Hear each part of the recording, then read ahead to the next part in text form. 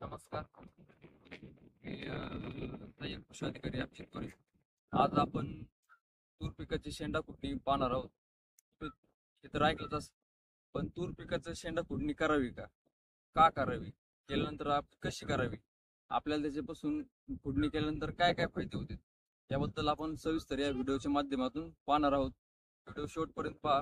आवडला तर आपल्या इतर शेतकरी मित्रांना ही माहिती शेअर करा. तर तूर पीक या पिकाची शेंडा खुडणी करावी का? तर होय.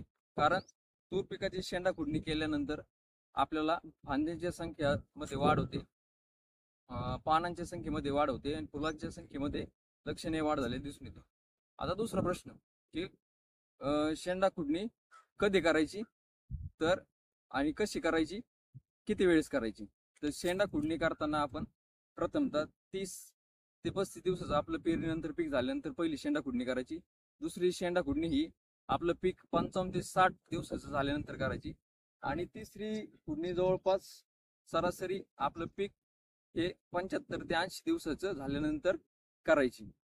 आणि आता समजा तिसरं, आता शेंडा खुडणी करताना आपल्याला कशी करायची, तर काय करायचं, याचा एक 5 सेंटीमीटरचा शेंडा असतो ना, तो पण पहिले बरेचसे शेतकरी काय करायचे, आपल्या शेंडा खुडणी करताना मजुराच्या सहाय्याने जर करायचं म्हणलं तर 2 ते 3 वेळेस आपल्याला शेंडा खुडणी करावं लागते. तर त्यासाठी काय होतं, मजुरीचा खर्च जास्त येतो आणि उत्पन्नाचा आणि मजुरीचा ताळमेळ बसत नाही.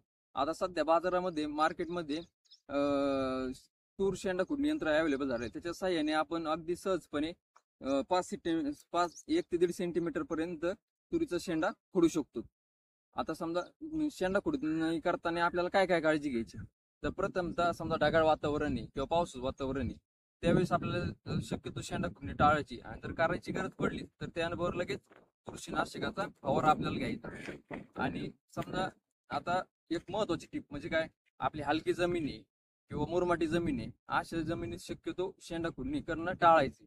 आणि समजा आपली बागायती जर जमीन असेल, पाणी देण्याची शाश्वत आपल्याला सोय असेल आणि खत व्यवस्थापन आपण व्यवस्थितरित्या जर केलेलं असेल, तर आपण 100% प्राधान्याने तूरची शेंडा खुडणी ही करायची.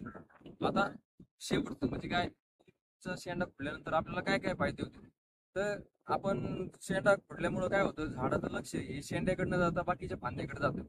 आणि त्याच्यात फांद्याकडे लक्ष गेल्यामुळं काय होतं, आपल्याला फांद्यांची आणि फुलांची लक्षणीय झालेली वाढ दिसून येते.